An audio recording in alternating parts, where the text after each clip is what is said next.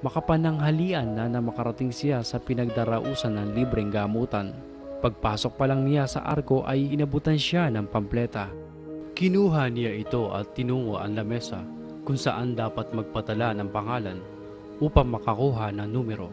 Pagkatapos niya dito ay umupo siya sa isang bangko para antayin ang hudyat na siya na ang susuriin ng doktor.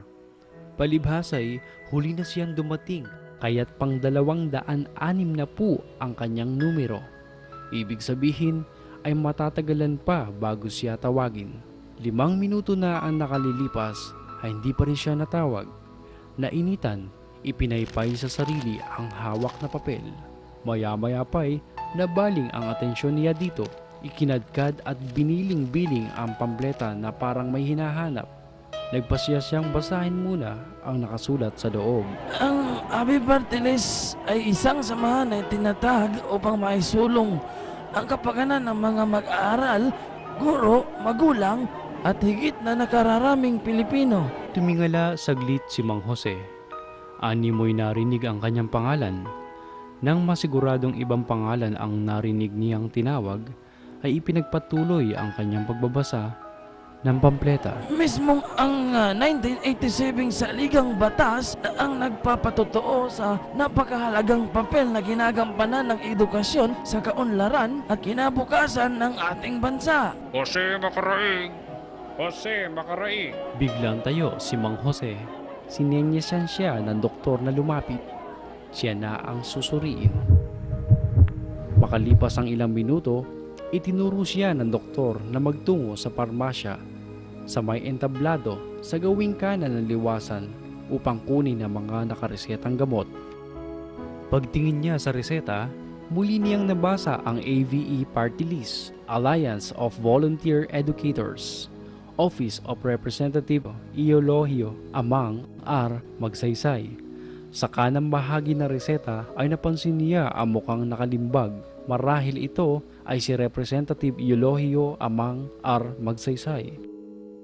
Iginala pa niya ang kanyang paningin at sa bandang ibaba ay nabasa niya, ang malusog na katawan ay may malusog na kaisipan. Habang nasa pilahan ay ipinagpatuloy niya ang pagbabasa ng pampleta. Taong 1997, nakita ni Dr. Eulogio Amang R. Magsaysay ang patuloy na pagbaba ng kalidad ng edukasyon sa Pilipinas, kaya't siya ay nagpasya na bumuo ng isang samahan na nagsusulong sa kapakanan ng buong profesional na sektor ng edukasyon. Habang nag-aantay ng pagkakataon sa pila, ipinagpatuloy ni Mang Jose ang pagbabasa sa material. Napansin niya na marami-rami na rin palang naipasang panukalang batas ang ABE sa pamumuno ng representante nito na si Congressman Eulogio Amang R. Magsaysay.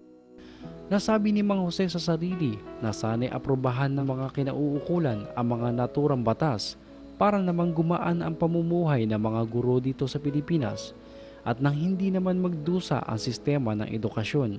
Bagamat wala siya sa umpukan kanina, batid niya ang kanya-kanyang hinaing na mga naroroon. Dahil sa araw-araw na lang na ginawa ng Diyos, ay yun at yun din ang paksa ng mga naroroon. Sa kasidhian ng suliraning pang-edukasyon, malimit itong sentro ng balitaktakan ng kanyang mga kababaryo. Hindi maiwasang maging tampulan ng sisi ng mga nasa tindahan ang kasalukuyang nakaupo sa gobyerno. Ito'y marahil nakagawian na ng karamihan na ibagsak lahat ng sisi sa mga taong mahilig mangako upang makuha ang pinakamimithing mga boto. Ngunit madali ring makalimot pagkalipas ng halalan. Sa wakas ay inaabot na ng tauhan ni Congressman Magsaysay ang reseta niyang tangan.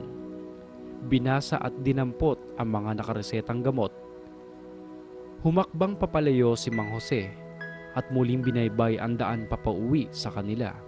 Pagdating sa munti niyang kubo ay inisa-isa niya ang mga gamot na nakuha sa medical mission na pinanggalingan mga ilang sandali pa lamang ang nakararaan. May gamot sa alta presyon, ubo, sipon, lagnat at vitamins para sa matanda't bata.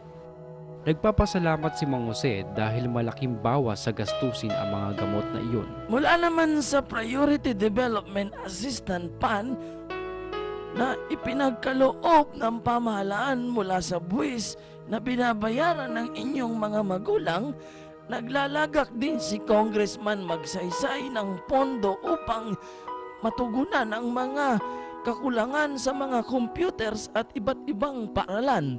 Bukod pa rito, ang scholarship grant na ipinagkaloob ng Abi Partiles sa mga natatanging mag-aaral. Sa pakikipagtulungan din ng Philippine Association of State Universities and Colleges, tinutulungan ng Abi na makapagkolehiyo ang ilang mga matalinong estudyante. Nananaig kasi kay Congressman Magsaysay ang paniniwala na kung hindi natin matutulungan ang mga mag-aaral, baka di natin mamalayan ay nawawala na pala sa kamay natin ang pag-asa ng ating bansa. Natagpuan niya ulit ang sarili na hawak-hawak ang pampleta ng AVE. Habang nagbabasa ay napapatango at napapangiti si Mang Jose. Dumating na ang magbibigay ng lunas sa sakit na matagal nang bumabalot sa ating lipunan. Maaari nating maibsan ang pagkakasadlak ng ating mga anak sa kamangmangan at sa kinabukasang walang kasiguruhan. Kailangang maikwento ko ito sa mga kapitbahay ko. Bihadong matutuwa sila kapag nalaman nilang meron ng sagot sa aming mga panalangin. Dali-daling lumabas ng bahay si Mang Jose at tinungo ang pangkat ng mga datnan panawan. Guro, pandayan ka ng isip na mangmang, guro ang patnubay nitong kabataan. At mula sa guro ang ating tagumpay, ikaw itong abe kadluan ng karangalan. Guro, itaguyod mo ang kadakilaan, ikaw itong abe na dapat asahan.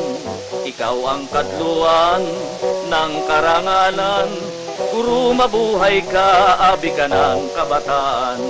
Guro, mabuhay ka, abi ka ng mamamayan. Guro, pandayan ka ng isip na mangmang, guro ang patnubay nitong kabataan.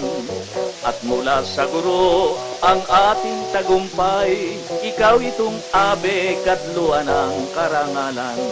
Guro, itaguyod mo ang kadakilaan, ikaw itong abe na dapat asahan. Ikaw ang kadluan ng karangalan. Guro, mabuhay ka, abi ka ng mamamayan. Guro, mabuhay ka, abi ka ng kabataan. Guro, mabuhay ka, abi ka ng mamamayan.